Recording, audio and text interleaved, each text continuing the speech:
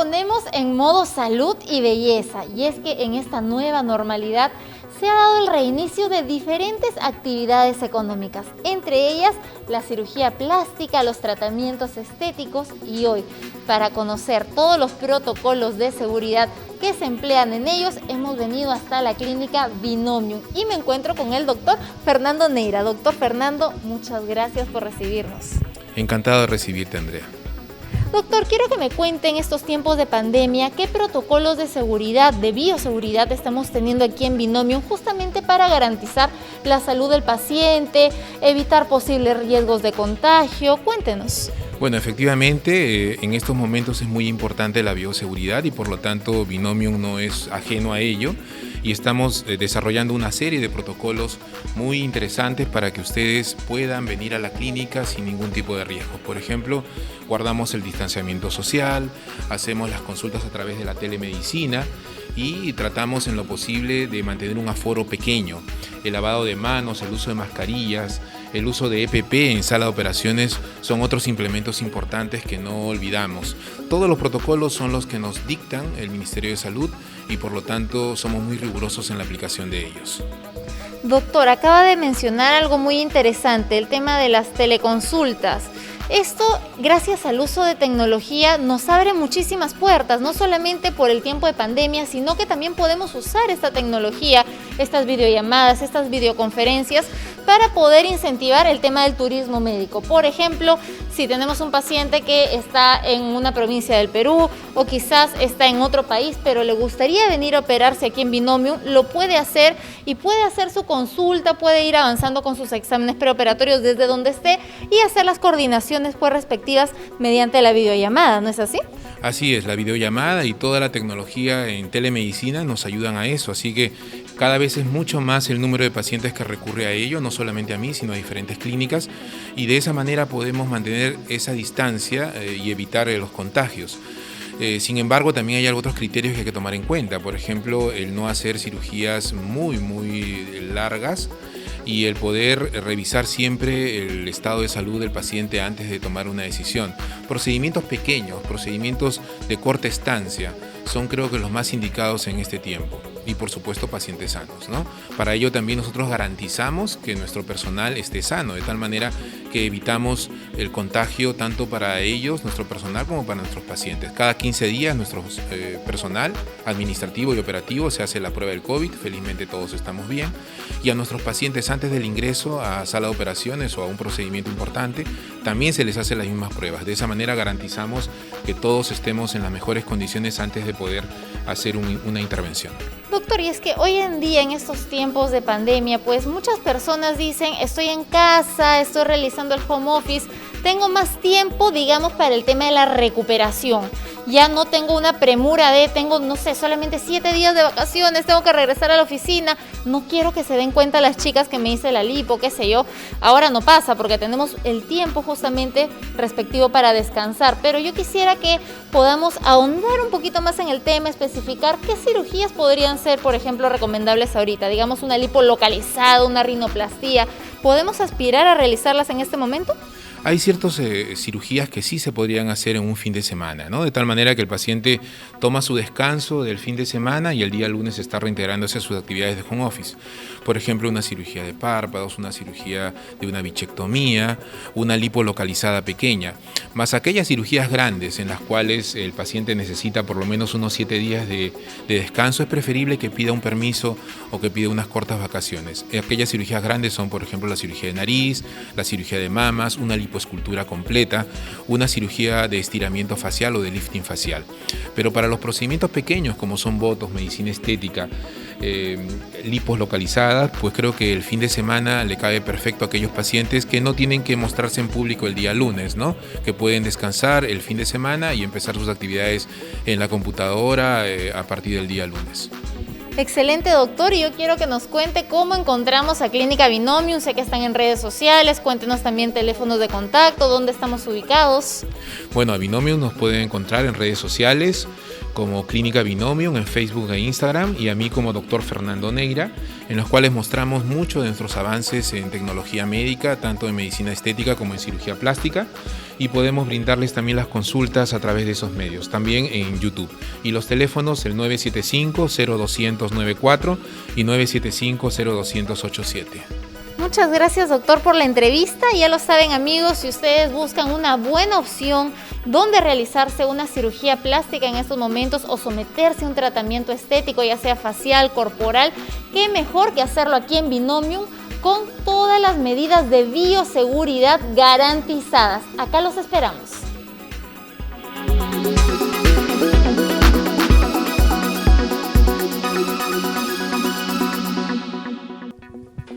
Estamos aquí con el doctor Fernando Neira. Doctor, muchas gracias por recibirnos nuevamente aquí en Binomium.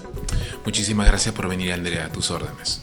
Doctor, hoy día vamos a hablar de un tema que pues cada vez está más de moda, cada vez son más las personas que se someten a la lipotransferencia. Yo quiero sobre todo empezar la entrevista definiendo en qué consiste pues este procedimiento. Muy bien, mira, la lipotransferencia es una técnica operatoria de cirugía plástica que consiste en transferir la grasa de una zona a otra. Generalmente sacamos grasita del abdomen o de la cintura y la transferimos a glúteos y caderas. Sin embargo, la grasa la podemos transferir a otras zonas distintas del cuerpo. Puede ser utilizada en el rostro, puede ser utilizada incluso para reconstrucción mamaria en los senos. Así que hay muchísimas zonas en las cuales podemos aprovechar el tejido adiposo, la grasa. Excelente. Y además, doctor, antes de la entrevista usted me estaba comentando un poquito acerca de los tipos de procedimiento, por ejemplo, como es la lipoescultura, la liposucción, la lipotransferencia, la lipomarcación, que a veces generan un poquito de confusión en los pacientes y piensan que es lo mismo o la verdad que no los ubican muy bien. Yo quisiera que nos pueda rápidamente decir quizás las diferencias entre ellos. Sí. La liposucción consiste en sacar grasa del cuerpo, solamente eso, liposuccionar la grasa. Lipo es grasa, succión, retirarla.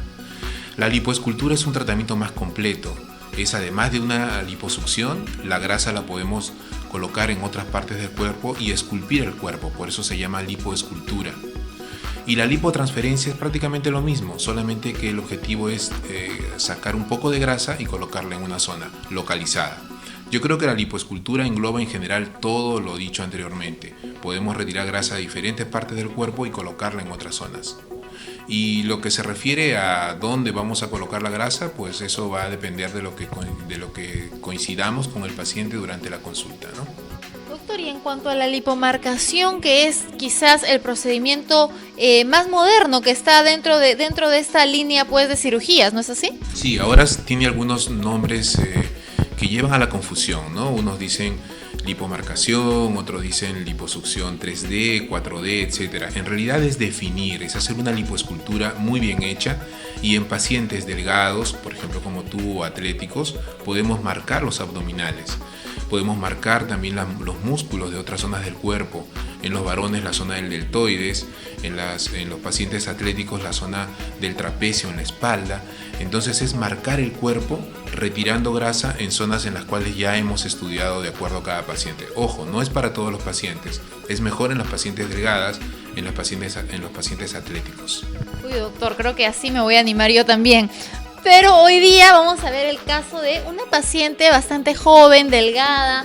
Ella se llama Sara y queremos saber justamente qué se va a realizar ella, cómo es su caso, porque quizás también es un mito para muchas personas que piensan que la lipoescultura es para pacientes gorditos o gorditas, y en verdad eso no es así. La lipoescultura busca darle forma a un cuerpo, en este caso delgado como el de Sara, ¿verdad? Claro que sí, la lipoescultura puede ser utilizada en muchos pacientes, no solamente en los pacientes gorditos, sino también en los pacientes que están tratando de buscar aumentar ciertas zonas de su cuerpo, como son los glúteos y las caderas.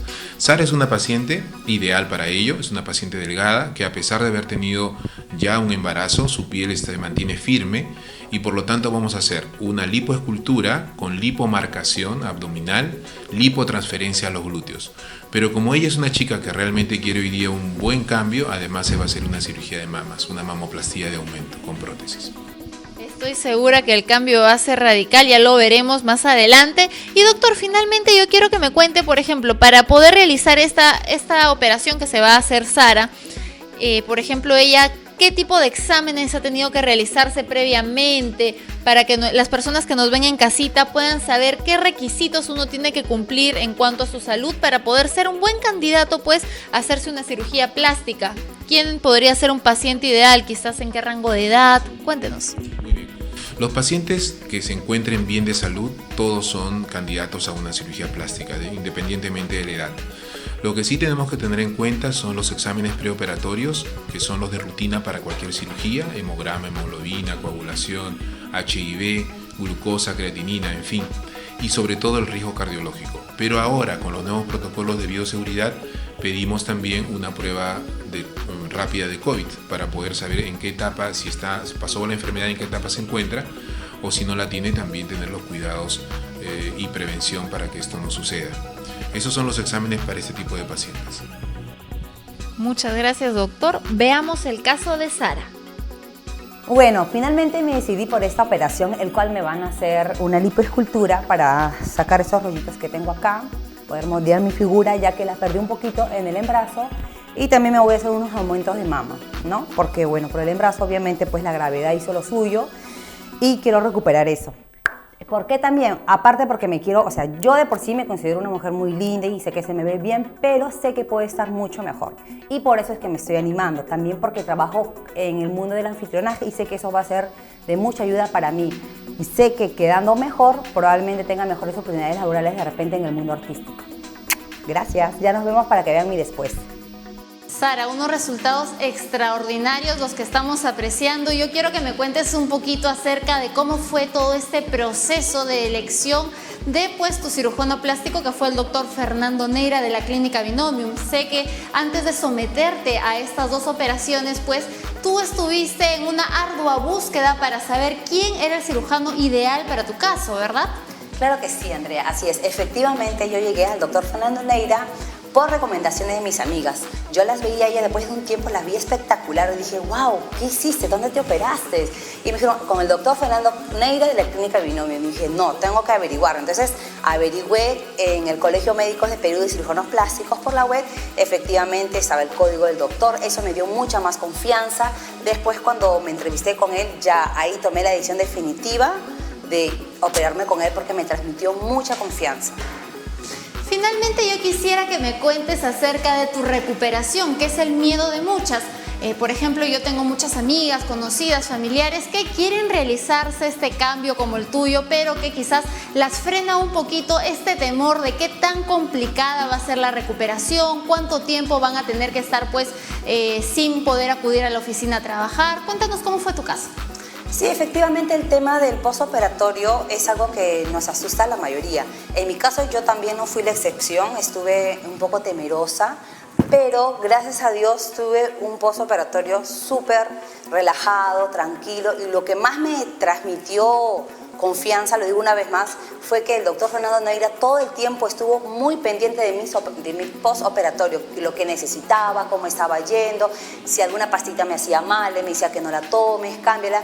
El tema del dolor, la verdad que con decirles que en 2 semanas yo ya me sentía que estaba operativa. No al 100%, pero sí podía hacer algunas cositas, no siempre con mis cuidados correspondientes. Pero el dolor es algo manejable, el tema de las mamas, la recuperación fue muy pronta y ya, tanto así que a un mes de mi operación, esos son los resultados. Y faltan todavía porque estoy empezando a ir al gimnasio, así que voy a estar mejor. Muchísimas gracias, Sara, por tu testimonio. Y ya lo saben, amigos, si ustedes están próximos a someterse a un aumento de mamas o quizás una lipotransferencia, qué mejor que acudir a un médico certificado como lo es el doctor Fernando Neira, que los espera en la clínica Binomium. She's 12. She's 12. Y ahora, continuando con el segmento de turismo médico, nos encontramos con la doctora Estrella Rojas. Doctora Estrella, muchísimas gracias por recibirnos el día de hoy. No, ustedes, muchas gracias por la entrevista y por la oportunidad que me están haciendo. Doctora, yo quisiera empezar esta entrevista justamente conociéndola un poquito más. Cuéntenos acerca de su trayectoria profesional, de su experiencia.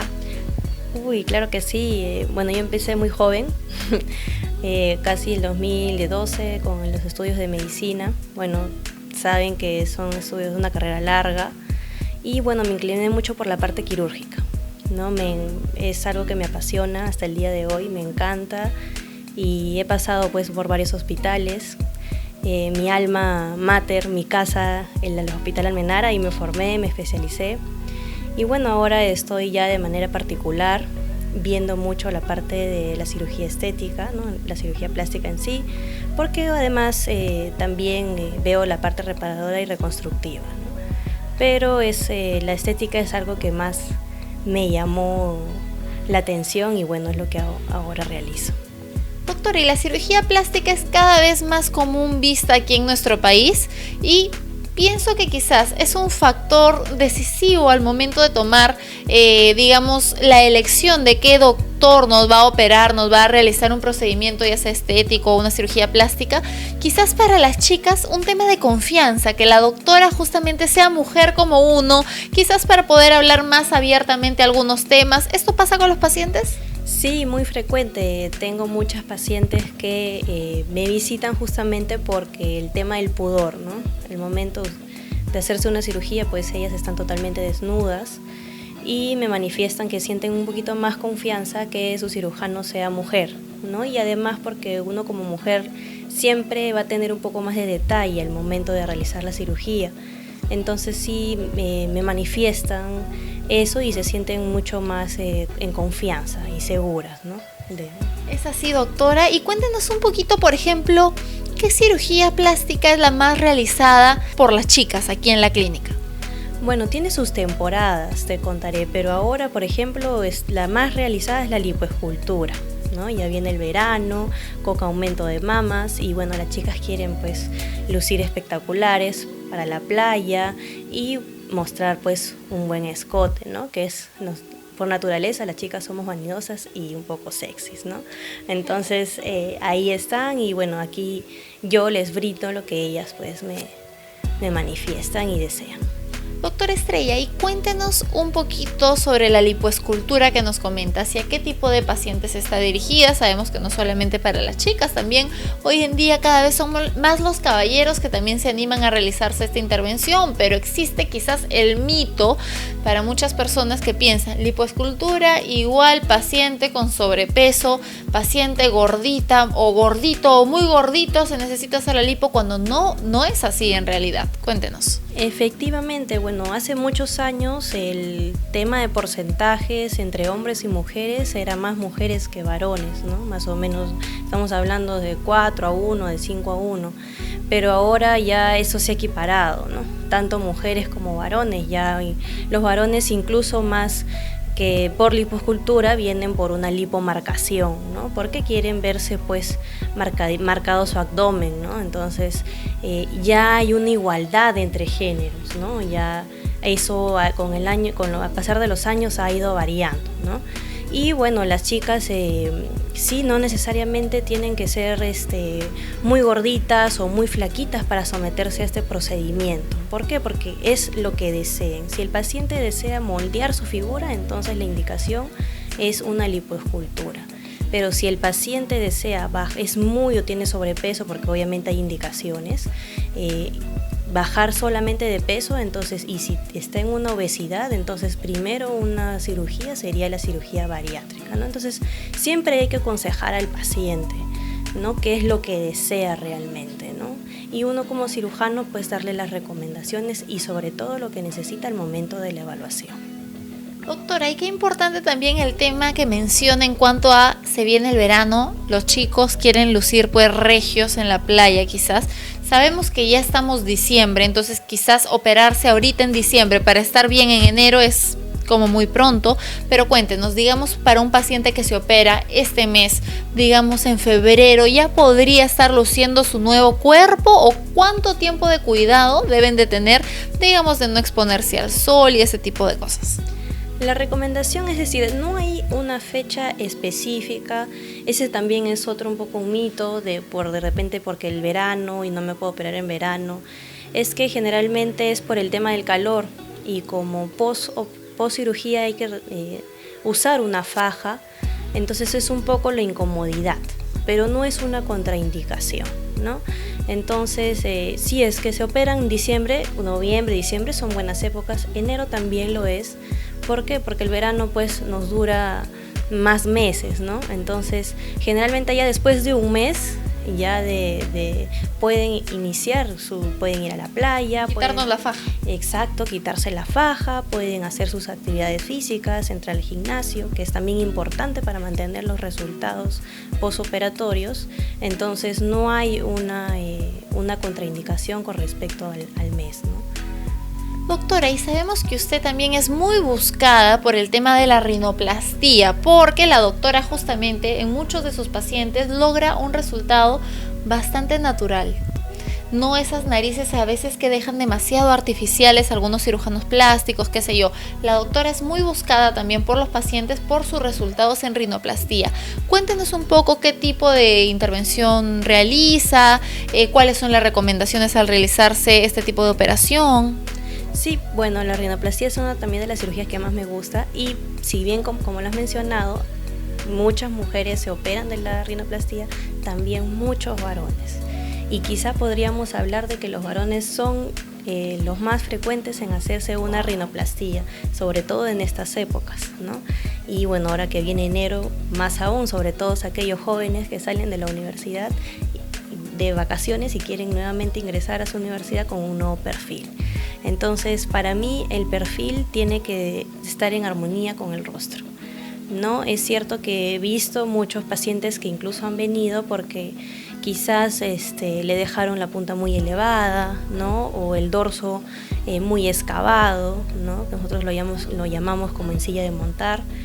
O de repente no le han dejado una nariz de acuerdo al rostro, porque supongamos que yo tengo una paciente con una carita redonda, no le voy a hacer una nariz muy fina, ¿no? Muy finita, tiene que ir en armonía, o lo contrario, ¿no? Una jovencita flaquita, delgadita, no le voy a dejar una nariz muy tosca, muy ancha. Y bueno, también va a depender del tipo de piel.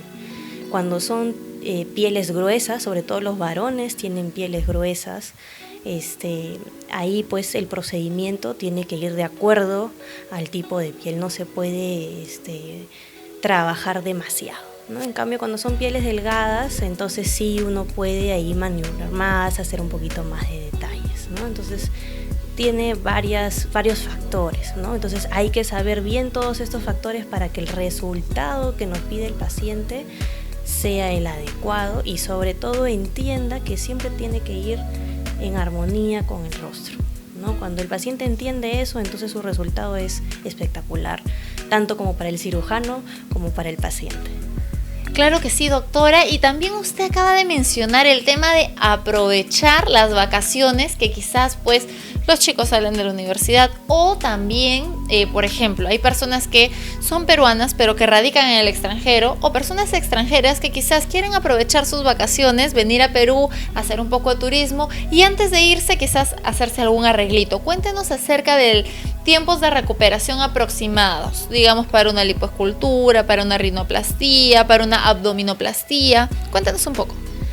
Bueno, el tiempo de recuperación en todas las cirugías es variable, y también va a ser variable de acuerdo al paciente, de cómo lo va a tolerar. Pero siempre existen unos estándares, ¿no? Por ejemplo, en una rinoplastía el tiempo de recuperación son 7 días, debido a que 7 días se mantiene con el yeso, ¿no? Con un yeso que nosotros le colocamos. Y entonces luego de los 7 días el paciente puede realizar sus actividades con normalidad, ¿no? Siempre con los cuidados de protegerse del sol, ¿no? Ahora que ya estamos ya con mayor radiación solar, todo eso se le indica para que pueda llevar un buen postoperatorio. En cuanto a la lipoescultura, lo recomendable es de 7 a 10 días, pero como va a depender mucho del paciente, puede ser hasta 15 días, ¿no? Porque a veces, si bien es cierto, la literatura, incluso médica, nos habla de que la lipoescultura es una cirugía pues en el post un poquito molestosa, un poquito dolorosa, que generalmente a veces la primera semana es donde el paciente a veces habla de un arrepentimiento, ¿no? Pero después de esa semana, cuando se ve sus cambios, porque el cambio se nota a pesar que hay inflamación. Desaparece el arrepentimiento. Desaparece el arrepentimiento y es más, están felices y contentas y no se acuerdan que les dolió un poquito, les incomodó un poquito. Quieren hacerse ya la siguiente. Exacto, ya están pensando en otro retoque. Entonces es así. Los tiempos varían mucho y va a depender, como también he tenido pacientes que el tercer día posoperadas de lipoescultura han estado muy bien, ¿no? O sea, han sobrellevado muy bien su cirugía. Pero obviamente siempre pues la recomendación es de que después del mes, en casi toda cirugía, uno ya puede iniciar sus actividades físicas con normalidad, ¿no? En cambio, durante ese tiempo siempre hay que guardar el reposo y el cuidado necesario. Reposo que no necesariamente nos obliga a mantenernos todo el día en la casa, porque muchas personas tienen ese miedo. Me hago la lipo y voy a tener que estar un mes metida en mi casa, no voy a poder hacer nada, no voy a poder salir. Mentira. Vas a poder retomar tus actividades. A la semana puedes ir a tu trabajo, al menos pues que tengas un trabajo de, digamos, esfuerzo físico, eres deportista, bueno, pero si tienes un trabajo quizás de oficina, no vas a tener ningún problema. Así es, no vas a tener ningún problema, ninguna incomodidad y, o sea, es un proceso, un postoperatorio muy llevadero, ¿no? Porque igual estás con la receta, las indicaciones médicas que uno le, las analgésicos, entonces es muy llevadero, ¿no? Entonces no es que sea un reposo absoluto, que te condene a una cama, no, eso no es así, ¿no? Entonces por eso es que las cirugías estéticas incluso son procedimientos ambulatorios, ¿no? Entonces que no requiere mayor hospitalización ni requiere mayor cuidado, ¿no? Entonces sí son cirugías que hay que perder un poquito el miedo, porque sí es cierto que eso vienen los pacientes y más preguntan que cuánto tiempo y tienen ese miedo y es entendible, ¿no? Pero dándoles una buena explicación, una buena recomendación, los pacientes se van muy tranquilos y muy seguros y bueno, ahí es donde se deciden por la cirugía, ¿no? Muy seguros. Hablemos del tema justamente de seguridad, doctora, y es que sabemos que usted tiene un protocolo de seguridad bastante riguroso, así que no quisiera finalizar esta entrevista sin antes conocer y sobre todo que les cuente justamente a todas las personas que nos ven en estos momentos qué protocolo de seguridad debe seguirse en el caso, por ejemplo, de elegirla como su médico cirujano. Tenemos que hacer exámenes previos, cuéntenos. Así es, bueno, ahora ya después de tantas quizás noticias no muy gustosas para la población, ante todo siempre les recomiendo que busquen a su cirujano y ahora la información está a la mano de todos. Este cirujano debe estar debidamente certificado e inscrito en el Colegio Médico del Perú, ¿no? Entonces eso ya en sí te da una seguridad, porque todos aquellos cirujanos que tenemos eso, pues sabemos este protocolo, ¿no? Sabemos los pasos que tenemos que seguir, como por ejemplo, ante toda cirugía el paciente debe tener sus análisis preoperatorios, porque nosotros no podemos entrar a una cirugía sin saber cuánto está la hemoglobina del paciente, sin saber que de repente puede estar con una infección, no sabemos de repente ya sea algún foco respiratorio, urinario, entonces el paciente no puede entrar así, el paciente tiene que entrar correctamente sano, ¿no? Y así, sano debe salir de la cirugía. Claro está que de repente con la incomodidad y las molestias de la zona donde se ha trabajado, producto de la inflamación, ¿no? Producto de la manipulación, pero más de eso no debe ocurrir.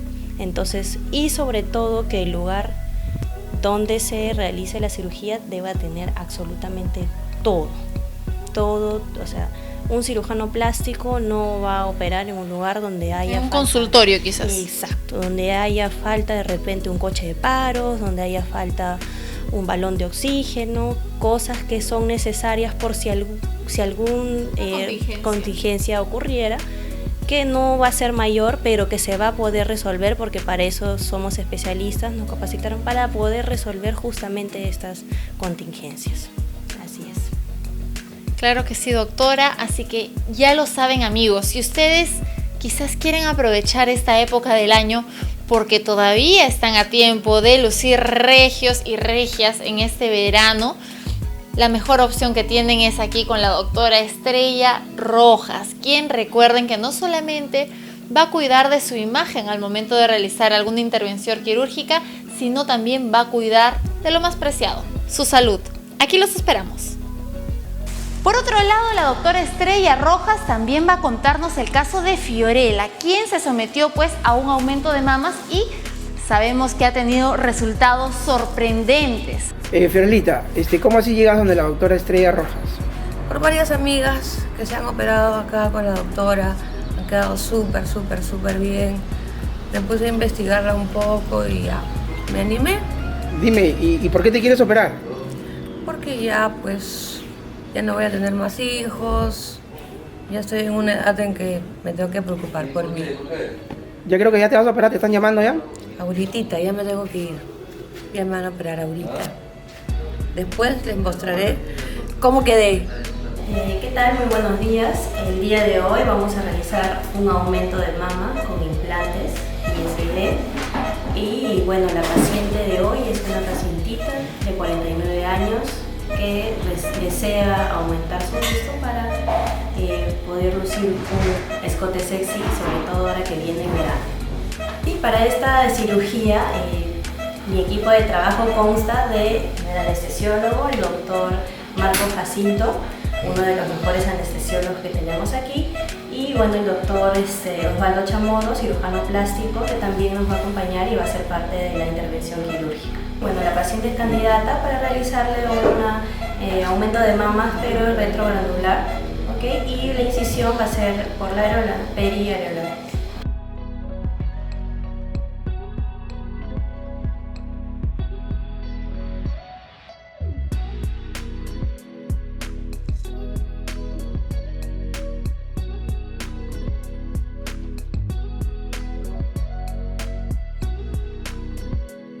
Hola con todos, nuevamente aquí estamos con nuestra amiga Fiorella Tosini Bertello. Ella tiene 49 años de edad y fue sometida a una cirugía de aumento de mamas. Aquí la vemos después de 18 días, viene a evaluarse y la vemos espectacular. A ver qué nos comenta ella. Que me siento súper feliz, doctora, agradecida inmensamente con usted. Y bueno, ¿qué más puedo decir? No sé, yo estoy feliz, me cambió la vida, siempre quise hacerlo, no me atrevía porque no encontraba al doctor adecuado, pero contigo ya fue diferente y me siento recontra feliz. Muy bien, y dime, cuéntame cómo te fue en el posoperatorio. ¿Sentiste dolor? ¿Sentiste molestias?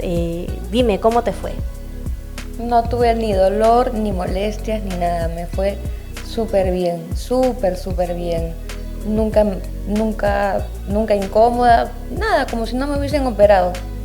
Muy bien, Fiorelita. Entonces, ven amigos, anímense, estamos en el momento perfecto para una cirugía, no importa la edad, señoras por ahí que quieren operarse, no importa la edad porque es un aumento de mamas, el seno, bueno, siempre la mujer es un poquito vanidosa y quiere lucir un escote increíble y sexy. Entonces aquí vemos a Fiorelita que está súper feliz, así que no se olviden chicos y chicas a operarse. Hola amigos del Tour de los Incas, en esta oportunidad estamos con Fiorella Tosini Bertello. Ella se ha sometido a un implante de busto con la doctora Estrella Rojas y le vamos a preguntar cómo le fue, qué tal la operación, qué tal su posoperatorio y si está contenta, está con el ánimo un poco más elevado. A ver, coméntanos Fiorellita, ¿qué tal la operación para empezar?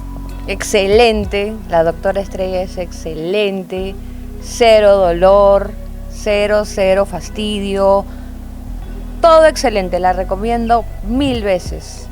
Dime, ¿esperabas estos cambios en tu físico, en el busto, en esta oportunidad?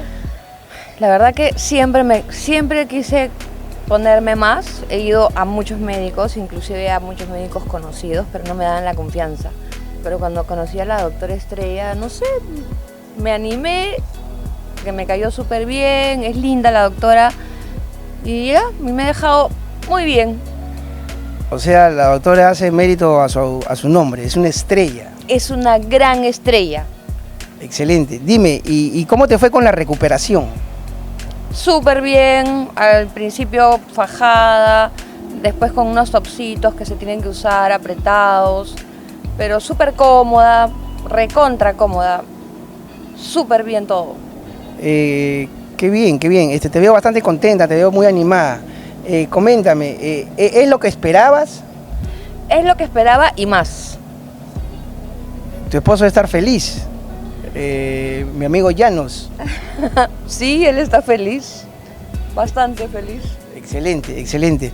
Dime, ¿puedes recomendar a la doctora Estrella para las próximas operaciones que ella pueda tener, a que las chicas la vayan conociendo un poquito más? Totalmente. Yo recomiendo a la doctora Estrella al 100%. Es excelente, es buena, es linda, es buenísima. Yo la quiero un montón porque me ha dejado muy bien y estoy muy feliz con ella y la recomiendo a todas las personas que quieran hacerse alguna cirugía.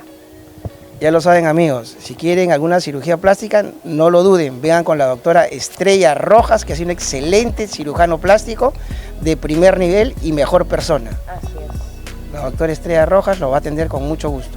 Gracias, Fiorella, por tu testimonio. Gracias a ustedes y gracias a la doctora Estrella también. Chao, amigos del Tour de los Incas, nos estamos viendo. She's taking 12. She's taking 12. Y ya nos encontramos con el doctor Juan José. Doctor, muchísimas gracias por recibirnos hoy aquí en su consultorio. Gracias a ustedes, Andrea, por estar aquí presentes para hacer esta entrevista. Doctor, yo quisiera empezar conociéndolo un poquito más y es que estoy segura que nuestros televidentes quieren saber más acerca de su preparación académica. Cuéntenos. Bueno, en general, la carrera de medicina la hice en la ciudad de Arequipa. Realicé los 7 años de la carrera, hice la primera especialidad en cirugía general y la segunda subespecialidad la hice por la Universidad Federico Villarreal en cirugía plástica. Bueno, esa fue la formación que hice aquí en el país. En el extranjero me preparé tanto en Argentina, en México, en Brasil y en Colombia. Diría que el mayor porcentaje de mi formación, o digamos mis mejores resultados, los obtuve en la formación en Colombia, en la Asociación Colombiana de Cirugía Cosmética. Doctor, y cada vez es más popular la cirugía plástica en el Perú, cada vez más son los pacientes que se someten a ella. Yo quisiera saber cuáles son las cirugías plásticas que más se realizan, normalmente pues en estos tiempos. Bueno, las cirugías estéticas van de acuerdo tanto a grupos etarios como al sexo. Si bien de momento la cirugía más frecuente es en mujeres, si tomamos el tema de cirugía facial y específicamente el tema de rinoplastia, es tan frecuente en varones como en mujeres este tipo de cirugía. Diría que en algunos casos incluso más varones se operan de rinoplastia aquí en el Perú. Ahora, dentro de las cirugías que yo más realizo están las cirugías de contorno corporal. Hablamos de lipoescultura, lipoescultura de alta definición, lipoabdominoplastia y mamoplastia de aumento. Estas cirugías son más realizadas en mujeres y de acuerdo a grupos etarios diría que entre los 20 y los 35 años son las pacientes que más la realizan. Doctor, acaba de mencionar varios tipos de lipoescultura, lipoabdominoplastia, lipoescultura en alta definición. Para las personas que todavía no lo tienen muy claro, ¿qué tal si decimos un poquito las diferencias que existen entre estas técnicas? Ok, bueno, empecemos por la lipoescultura. La lipoescultura es el procedimiento más común que se conoce en cirugía plástica. ¿Y qué es lo que busca este tipo de procedimiento? Modelar la figura, retirar los rollitos de grasa y colocarlos en otras zonas para mejorar el contorno corporal. Ahora, la lipoescultura puede ser realizada por distintas técnicas, por distintos procedimientos. Incluso actualmente la tecnología ayuda mucho a mejorar estos resultados. Hablamos de lo que es la lipoescultura láser, la lipoescultura Baser, la lipoescultura con J-plasma. ¿Y qué es lo que van a hacer estos procedimientos? Si bien no van a definir el resultado definitivo, sí van a ayudar en el proceso de recuperación, sí van a ayudar en el proceso de retracción de la piel. Y el procedimiento de lipoabdominoplastia ya no está indicado en el mismo tipo de pacientes que requieren lipoescultura. La lipoabdominoplastia generalmente es un procedimiento indicado en aquellos pacientes que no solo desean mejorar el contorno corporal y eliminando los rollitos de grasa, sino tratar esa flacidez que ganaron muchas pacientes de repente porque quedaron embarazadas y después del embarazo el abdomen les está colgando, o aquellos pacientes que pesaron en algún momento, no sé, 150 kilos, se sometieron a un procedimiento bariátrico o bajaron de peso simplemente por dieta y ejercicio y actualmente toda la piel les está colgando. En este tipo de pacientes, junto a 2 procedimientos, lipoescultura y abdominoplastía. Eso me da un gran resultado y el procedimiento se llama lipoabdominoplastía. Doctor, y en cuanto a la lipo HD o lipo de alta definición, yo quisiera saber qué tan cierto es que podemos lograr un aspecto de abdomen atlético con esta intervención. ¿Para qué tipo de pacientes va dirigido? Bueno, si has visto mis resultados y en general puedes ver mi página, al igual que los televidentes, vas a ver de que no todos los pacientes en los cuales yo termino realizando este tipo de cirugía, digamos, presentan una misma característica. Hablemos, los pacientes de lipoescultura se pueden someter a lipoabdominoplastía o a una lipoescultura de alta definición, no necesariamente. Los pacientes que terminan en una lipoescultura de alta definición son aquellos pacientes que en sí son pacientes delgados, no tienen flacidez, tienen un buen tono de piel. Entonces, en este tipo de pacientes yo puedo hacer una lipoescultura de alta definición, una lipomarcación o una lipo 4K. Es el mismo nombre, ¿listo? ¿En qué pacientes yo solamente haría una lipoescultura? De repente pacientes jóvenes que tienen rollitos, que están subiditos de peso, no obesos, los obesos no entran a este tipo de cirugía. Pacientes que tienen flacidez y que son delgados, ¿pueden ir a una lipoescultura de alta definición? Definitivamente no, porque no serían unos buenos resultados.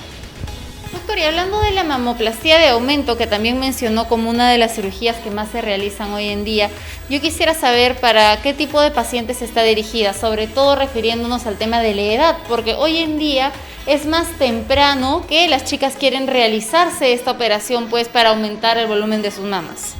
Bueno, la mamoplastía de aumento, su mismo nombre lo dice, es aquellas pacientes que desean realizarse un aumento. ¿Tiene una indicación específica? No. Es simplemente voluntad de la paciente. Si la paciente tiene senos pequeños y no desea hacerse ningún aumento, no tiene por qué realizarse. Una paciente que tiene senos pequeños va a ir a una mamoplastía de aumento.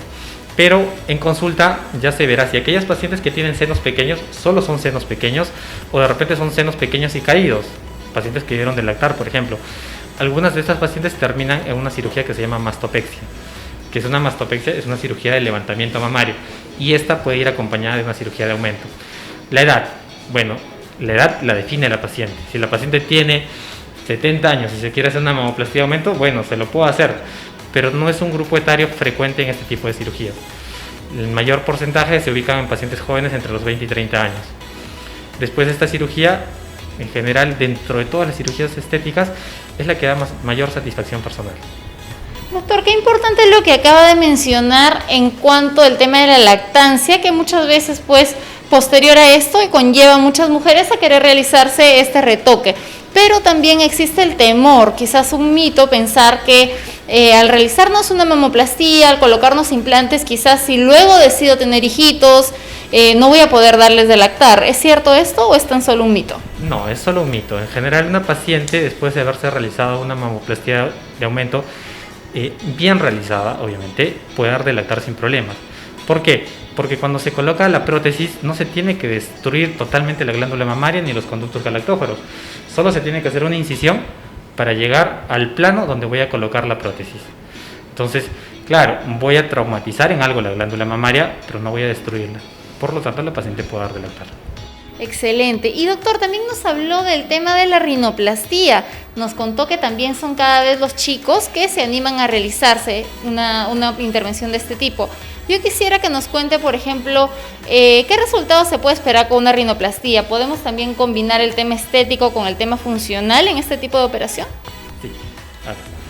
Hablemos por el tema primero de rinoplastía, porque el tema funcional es una cirugía que se llama septoplastía y algunos confunden ambos procedimientos como si fuera solo una rinoplastía. La rinoplastía es un procedimiento que lo que me va a mejorar es la estética. Si yo tengo un paciente que tiene un problema funcional, probablemente esto va a terminar en una rinocetoplastía o en una rinoturbinoplastía. Cuando yo realizo un procedimiento funcional asociado a un estético, generalmente entro de la mano con un otorrino. No porque no lo pueda realizar, sino porque de todas maneras un otorrino va a tener mucha más experiencia en realizar un tratamiento funcional que un cirujano plástico.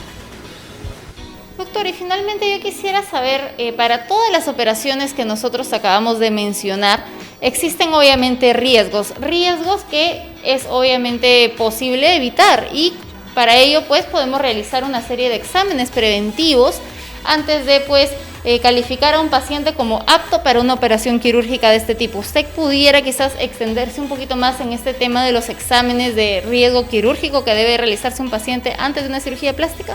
Ok, bueno.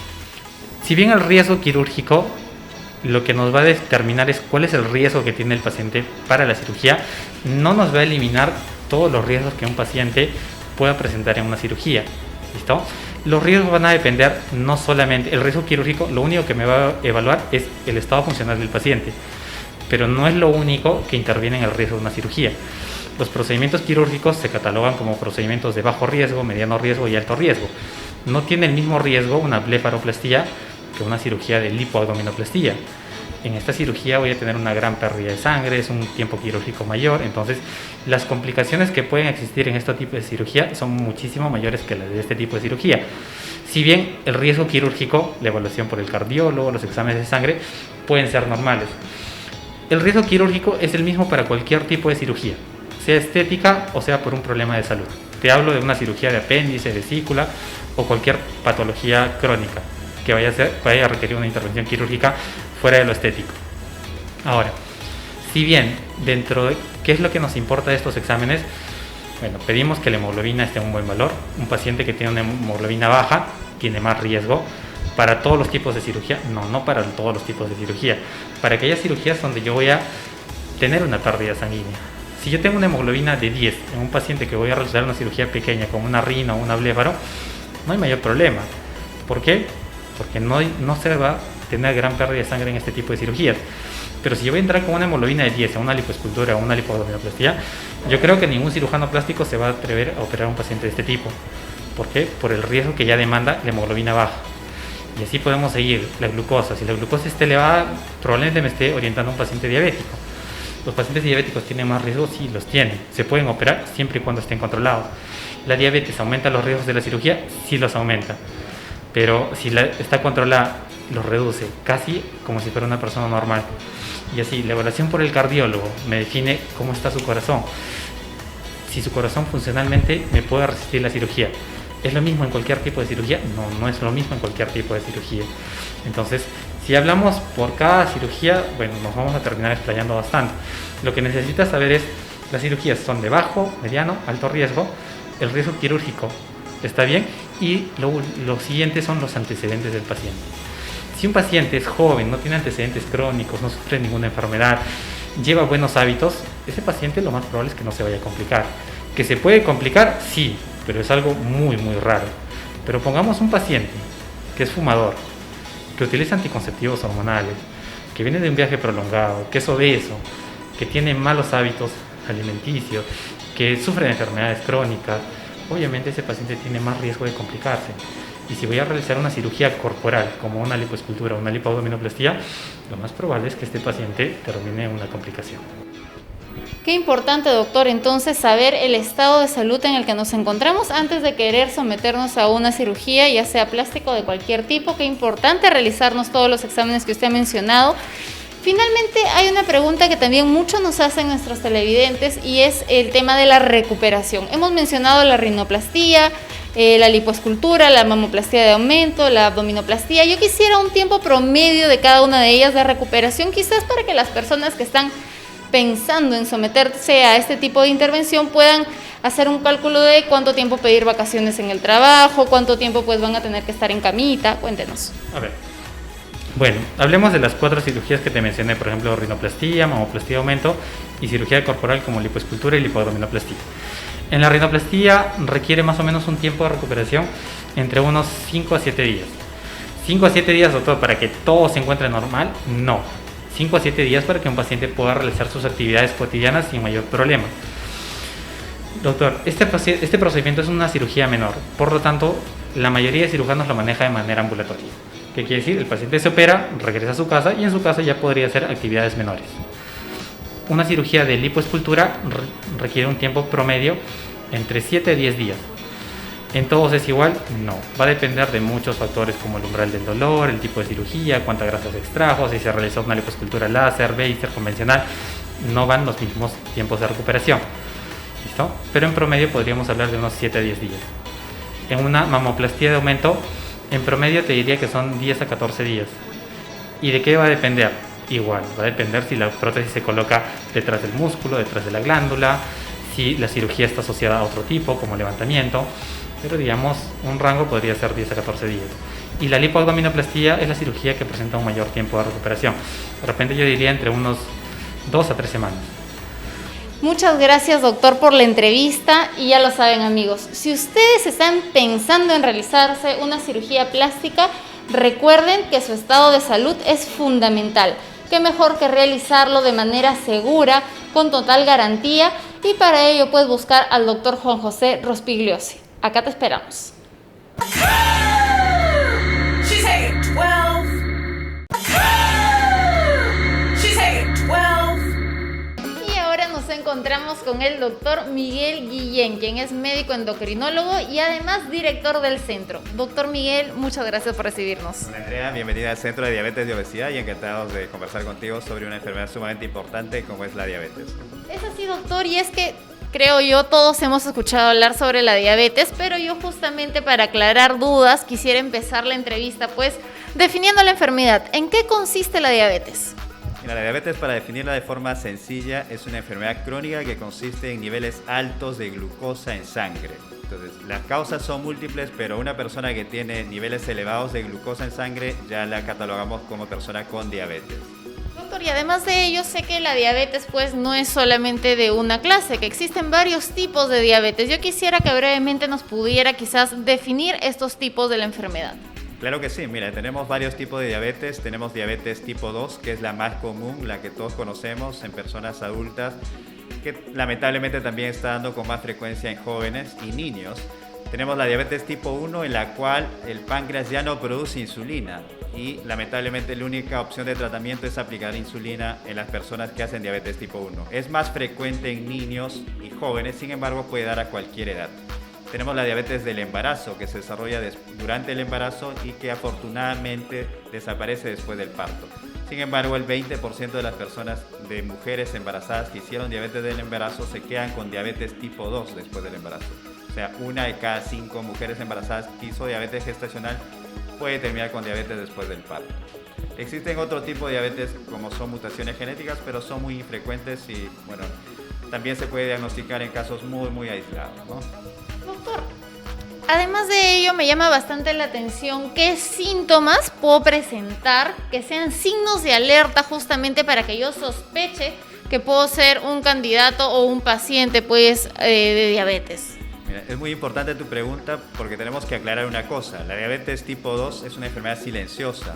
La diabetes en general es una enfermedad silenciosa y solamente va a dar síntomas cuando los niveles de azúcar están muy elevados. Entonces, normalmente hay personas que tienen diabetes y no saben que tienen la enfermedad porque no presentan síntomas los primeros estadios de la enfermedad. Sin embargo, cuando la enfermedad va avanzando y los niveles de azúcar se van haciendo más elevados, hay algunos síntomas clásicos que tenemos que reconocer, como tomar mucha agua, orinar con más volumen y con más frecuencia, tener mucha pérdida de peso, que es una pérdida de peso que los pacientes no se explican porque no están haciendo dieta y pierden 5 o 10 kilos en un mes o menos, ¿no? Entonces son síntomas que son de alarma porque nos indican que los niveles de azúcar están muy altos. Sin embargo, la mayoría de personas que tienen diabetes no tienen síntomas y eso es importante también destacar porque a veces las personas empiezan a acudir al médico solamente cuando tienen síntomas, ¿no? Doctor, y yo quisiera finalmente romper con uno de los mitos más grandes que tienen las personas pues sobre la diabetes, que es qué tan cierto puede ser que si una persona no tiene ningún tipo de antecedente familiar, digamos, de diabetes, no tiene ningún pariente que sea paciente justamente de esta enfermedad, ¿puede esa persona presentar quizás diabetes o está descartado porque nadie en su familia lo tiene? Es una pregunta sumamente importante porque nos permite aclarar un mito importante, pero hay varios mitos adicionales. Mira, ese mito que me mencionas consiste en que las personas creen que no pueden tener diabetes porque no tienen un papá, una mamá o un hermano o un pariente de primer grado con diabetes. Y eso es totalmente falso, ¿no? Cualquier persona puede desarrollar diabetes. La diabetes es una enfermedad multifactorial. Están los factores genéticos, los factores medioambientales y pesa más el estilo de vida que los genes. Entonces, una persona que tiene factores de riesgo con mala alimentación, sedentarismo, sube de peso, puede hacer diabetes, así nadie en la familia tenga diabetes. Por otro lado, la diabetes también es una enfermedad que la podemos prevenir en la mayoría de los casos, sobre todo la diabetes tipo 2. Si nosotros tenemos un familiar directo con diabetes, papá, mamá, abuelos, hermanos, y llevamos un estilo de vida muy sano, entonces nosotros podemos evitar desarrollar la diabetes, porque pesa más nuestro estilo de vida que nuestros genes. Entonces, llevando un estilo de vida saludable, evitamos la diabetes. Ese es el mensaje sumamente importante para la persona. Doctor, finalmente yo quiero que nos cuente cómo lo ubicamos, sobre todo también los servicios que presta el Centro de Obesidad y Diabetes, porque sabemos que no solamente pues podemos venir a hacer una consulta y averiguar si tenemos diabetes o no, sino que es pues bastante completo lo que podemos realizar aquí.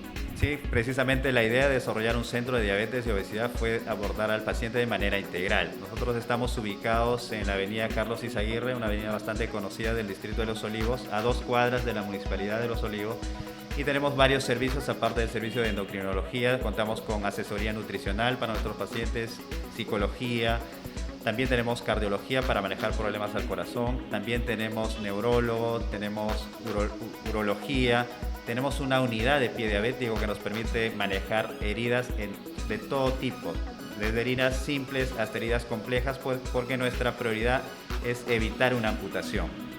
Entonces nos encuentra muy fácil acá en el distrito de Los Olivos y estamos gustosos de atender a la persona que tiene diabetes, a la persona que tiene obesidad también, para poder prevenir que desarrollen diabetes con el tiempo.